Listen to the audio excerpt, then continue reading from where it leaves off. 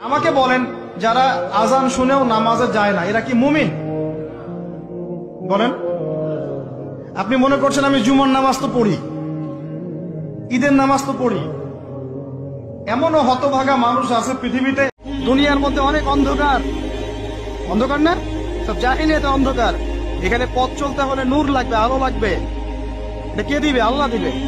এই জন্য নামাজে যাওয়ার সময় অন্ধকার সময় এই দোয়াগুলো করতে হয়।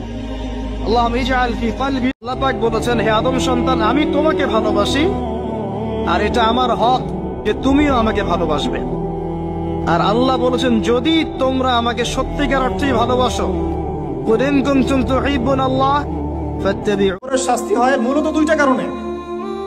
যত বেশি কবরের শাস্তি হচ্ছে এখন, সব কিন্তু বড় বড় পাপের কারণে হচ্ছে না।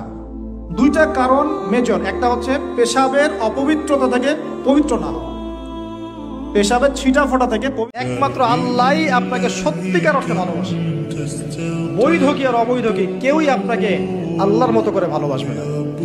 এই আল্লাহ থেকে আপনি এসেছেন, সেখানেই ফিরে যাবেন। মাঝখানে কিছু প্রয়োজন, কিছু সাময়িক সময়, এখানে কিছু বৈধ ভালোবাসা। কেউ যদি আল্লাহকে ভয় করে ইনস্ট্যান্ট তওবা করে ফিরে আসে, তার জীবনে যত গুনাহ থাক আল্লাহ পাক মাফ করে দিবেন। আপনি যদি সারা জীবন শিরক করে থাকেন, যেটা মহাপাপ, জুলমুন আযীম, এখনই যদি তওবা করে ফিরে আসেন। অহংকার করা যাবে না। কি যাবে না? আল্লাহ পাক সব পছন্দ করলে অহংকার পছন্দ করবেন না। আল্লাহ পাক অহংকার পছন্দ করবেন। আল্লাহ পাক অনেক পাপ মাফ করে দিতে পারেন। অহংকার আল্লাহ পাক খুব কঠিন ভাবে ধরেন। আল্লাহ পাক খুব কঠিন ভাবে। আল্লাহ পাক আমাদেরকে বোঝার তৌফিক দান করুন যে হারাম রিজিক যদি আপনার আমল নামায় থাকে, রিজিকটা আপনার পেটে যায়, সেই রিজিক দিয়ে ইবাদত কবুল হবে না। এর উপর কোনো কথা নাই।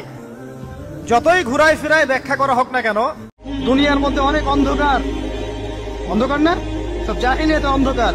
এখানে পথ চলতে হলে নূর লাগবে, আলো লাগবে। এটা কে দিবে? আল্লাহ দিবে। এই জন্য নামাজে যাওয়ার সময় অন্ধকার সময় এই দোয়াগুলো করতে হয়। আল্লাহুম্মা ইজআল ফি কলবি